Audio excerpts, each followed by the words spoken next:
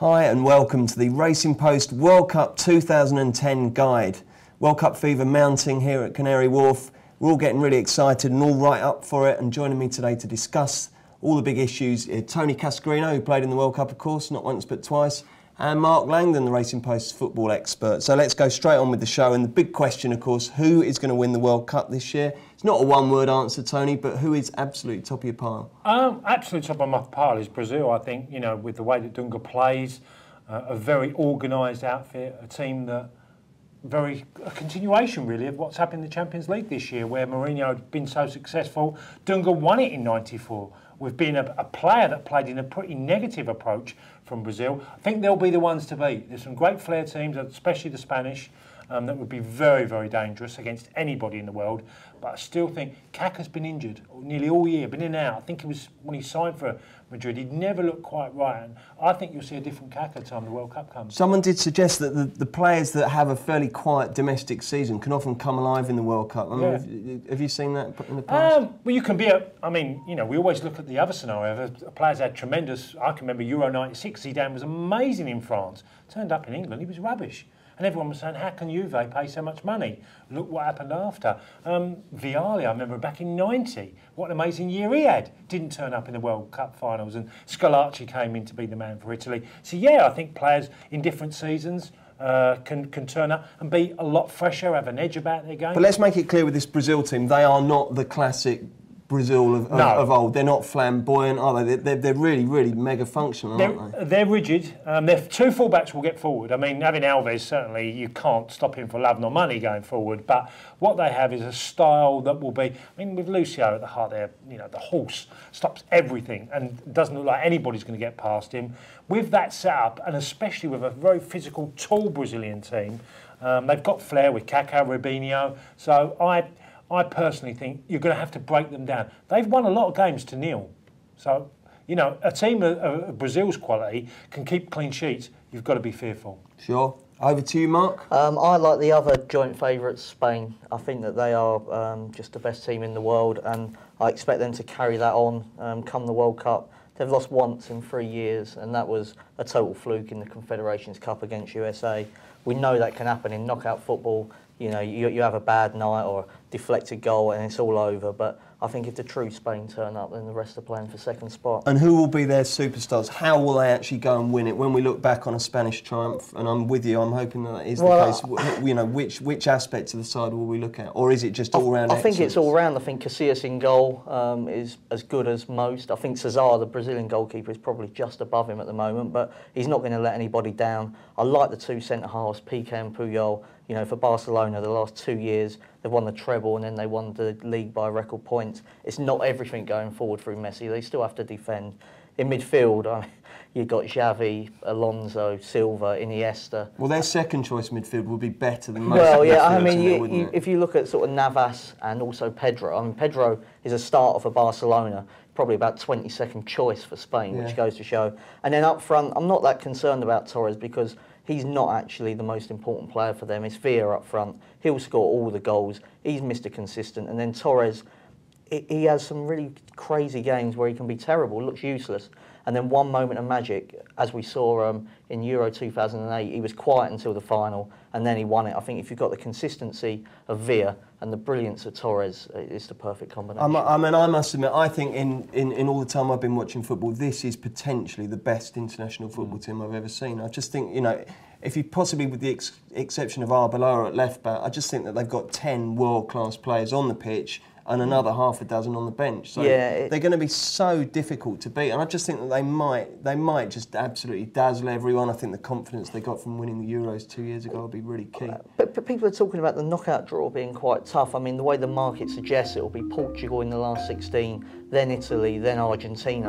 I don't think that that's as bad as what people are sort of making out. I think that's a pretty clear run to the semi-finals. Argentina, by that stage will either be, the best team in the competition or long gone. And so I think Spain have got a very easy run. It's very difficult, it's hard to give an argument against the Spanish, and like Mark's put up a fantastic case of why they're, rightly so, one of the best teams, like you said, we could ever see. It's just that in my pro career, so many times in football, great sides with amazing flair come up against a team that are so well drilled that they can beat them. We saw. I mean, it was great evidence of the Champions League final because there was only one side really in it for most of it, and I can never forget that. Doing training, defence against attack on a regular basis, defenders always win. We could never beat the defence if they were organised. So I can understand every reason for Spain, but I just can't ignore the organisation of Brazil as well. Can you see beyond of the other fancied contenders? Can you see beyond those front two, Tony? Not really. I think it is clearly two teams that are far ahead of the rest. I think England would be about fourth choice for me.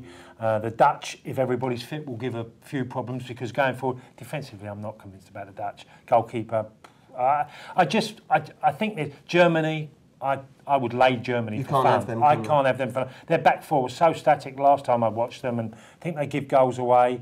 And then you look at Italy. Italy have gone through a transitional period of losing. They've still got a very experienced team, but even the experienced transitioners seem to have taken it over. Not convinced that they will be a team to be fearful of. Argentina, I think everybody's in anticipation about Argentina. Every player, as good as Spanish, if you look at man for man, their team is just ridiculous. Mark touched on, how can, you look at, say, Fabregas or Pedro could be 22nd choice. Well, you look at Argentina in the forward department. Riquelme's not even in the squad, is he? Amazing. Absolutely incredible. So, but, I mean, you've obviously played for a great many managers, good and bad, in your career, Tony. Playing for a guy like, well, I say a guy like Maradona, there isn't another one like him, but, how difficult would it be, do you think? I mean, because, even just the basic getting tactical messages over, it's different with him to anyone else, isn't it? Bruce, it's like anything. If it's working and you can believe in what he's trying to convince you that you can win and you're winning games, it's great. It can work for you. But if they have any doubts and it starts to go wrong, it will collapse so quickly. And that's the big fear for Argentina. I just can't get out of my head the qualifier against Peru. They scored a last minute what turned out to be winner, and Maradona ran on the pitch and did a big belly flop into a puddle. And I just thought, this can't be happening. And then from kick-off, Peru nearly scored. They had a shot and I don't know if it hit the bar, it just went over. And I'm thinking, could you imagine a Mourinho or Capello? Straight away, they'd be telling their defence, concentrate, see out the game. And, he's drenched from head to toe, just looking ridiculous. So we all agree there is a great range of possibilities with Argentina, but do you lean, Mark, towards them bombing out rather than just being spectacular? I think it's very, very difficult. I wouldn't like to make a firm call on it. If I was backing them, I'd rather see them get through the group stage and take a much shorter price and see that everything's working. I'd happily take sort of 3-1 if I thought, this is really clicking.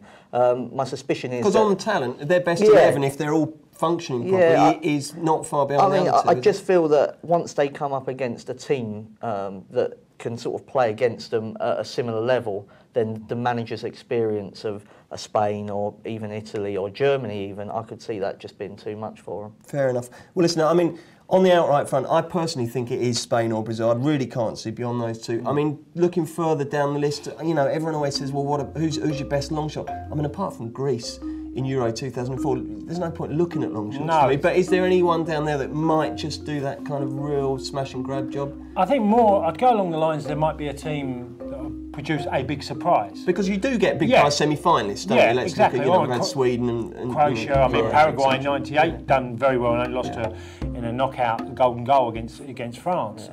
So if we're looking to throw a fiver at a massive prize team, where would you? Paraguay's won the teams. I saw them play. Mark touched on the South American qualifier, and they are a strong side. Physically, you're going to find it very difficult to break them down. Whether they've got enough goals in them, I'm not so sure. Santa Cruz plays a big part for them, but would you put him up with the Militos who can't even get in the Argentina 11? No. Mexico, I really like their playing style.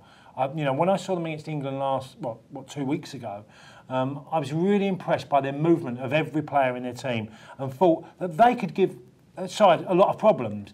Go on and win it, can't see it, but big prices. Potentially those Central South Americans. And for you, Mark? I think there's two. Serbia at 66-1. They've got a lot of Champions League experience with Ivanovic and Vidic. Stankovic plays for Inter, Krasic, CSK Moscow. Jovanovic is going to Liverpool. Radiantić appears to have sort of got the heads right, because that's normally what sort of has wrecked Yugoslavia, Serbia and Montenegro down the years. The other ones would be Uruguay at three-figure prices. Forlan and Suarez up front. for me are probably about second or third. Sort of, if you're looking at deadly duos, I would have them. And if they get hot, you don't know. You know that they could reach quarterfinals, and then you're in a position to either lay off, or if you back them on the spread, so they might be able to get last 8. Okay, good stuff. Well, it's Brazil for Tony, it's Spain for Mark, and Spain for me. Good luck with whoever you're backing.